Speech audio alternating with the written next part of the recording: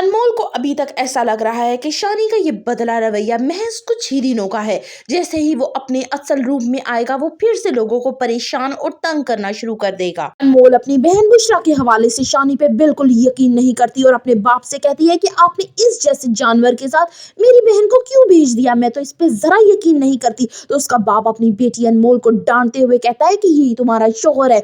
बेशक जब निकाह हुआ था मुझे इस पे जरा ट्रस्ट नहीं था कि शायद ये बदल जाए, लेकिन जैसे जैसे वक्त गुजरता गया मुझे अब इस पे पूरा यकीन है। मुझे ऐसा लगता है जैसे अल्लाह पाक ने दामाद की सूरत में मुझे मेरा बेटा दे दिया हो।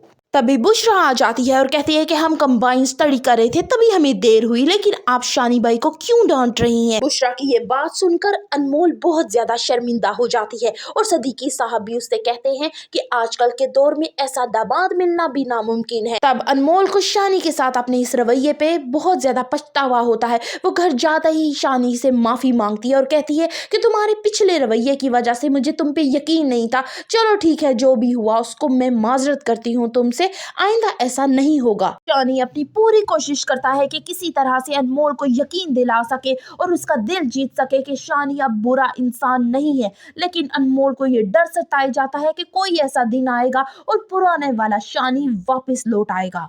अरीबा घर पे आ जाती है, अनमोल से कहती है कि शानी तो अभी तक मुझसे मोहब्बत करता है, सिर्फ घर वालों के दबाव में आके उसने तुमसे शादी कर ली है। तुम उसका पीछे छोड़ क्यों नहीं देती ताकि मेरी और उसके रास्ते हमवार हो सके।